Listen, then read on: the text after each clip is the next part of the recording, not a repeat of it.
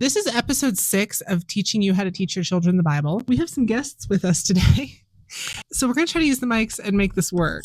Daisy brought me her Bible and she said she wanted to do a video on what I thought she said was Psalms 5. And then I looked at it and it was Proverbs 5. If you know your Bible, you know what Proverbs 5 is. I was like, oh, okay. And then I started to explain it to her and I wasn't going to do a video on it. And then I went, it might be helpful for parents to hear how we talk about this. You think? Yeah. Okay. So Proverbs 5, they call it the warning against adultery. Who knows what adultery is?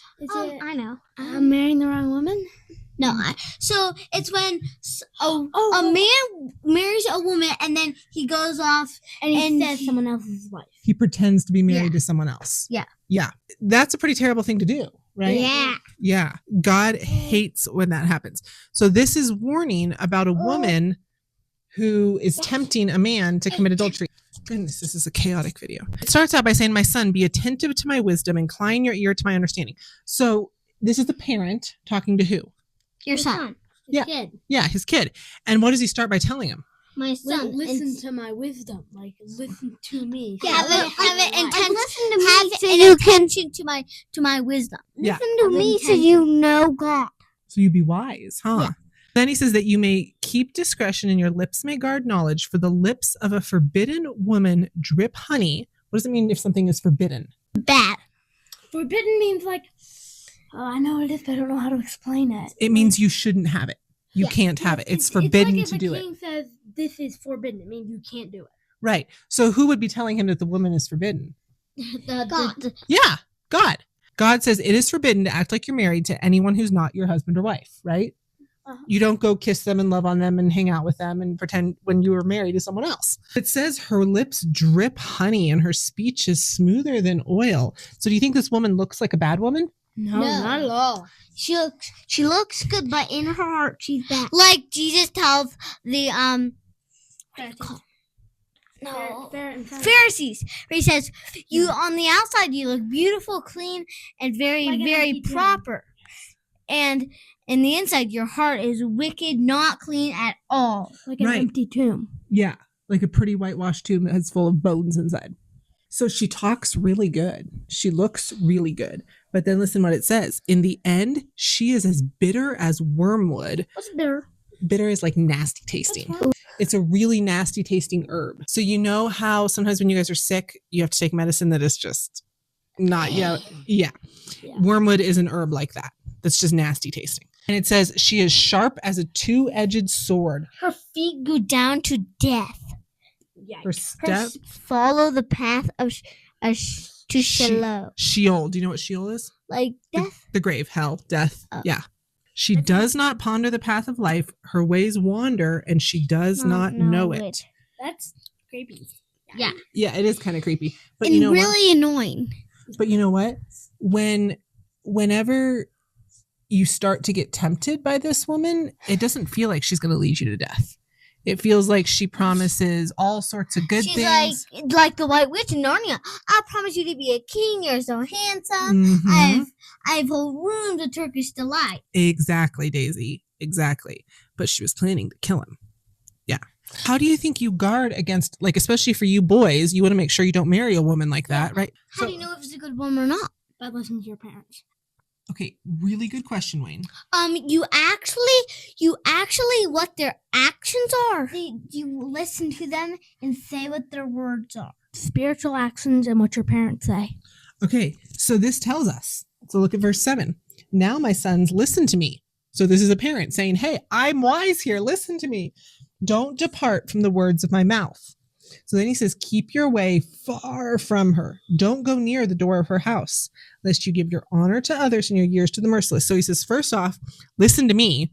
I'm wise and I'm going to help you. Second off, don't even go near women like that. Stay so far away. But how do you know if it's a woman like that? Like, what if you just like randomly like meet her walking by in the street?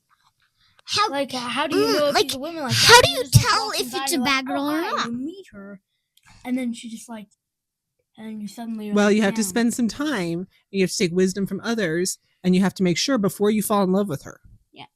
And if you're already married, you don't go near any other women. How do you? I mean, you can talk to them. And you can go near them. But Yeah.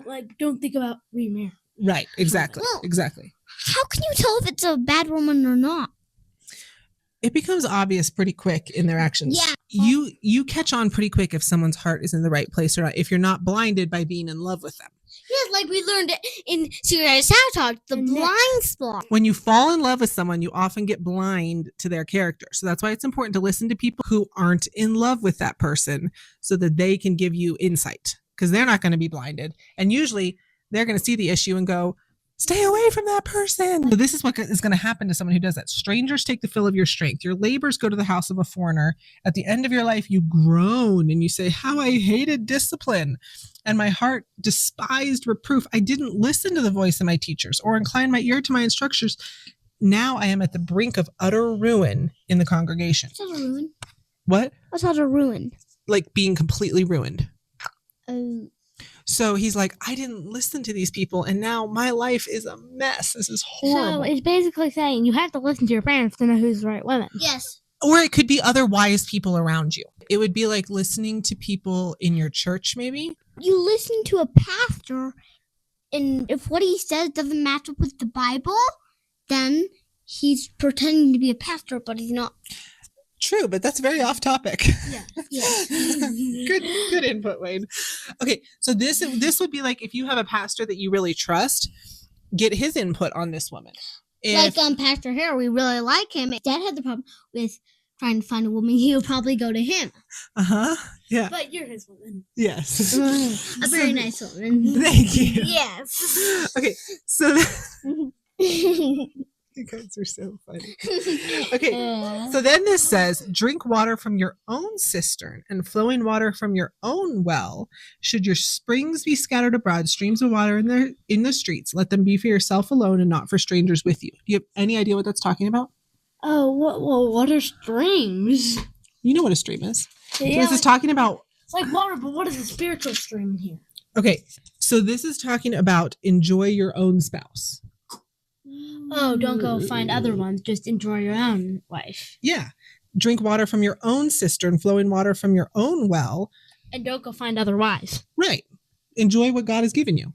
Enjoy your wife, and basically don't go off and find another one. Don't even, well, you can think about it and then decide, no, I shouldn't, because the Bible really says don't do this. Yeah. Technically, you don't think about it. Well, having a temptation come is not a sin. No, It's it what is. you do the moment you're tempted. Yes. It says, let your fountain be blessed. Rejoice in the wife of your youth. So, and it just goes on.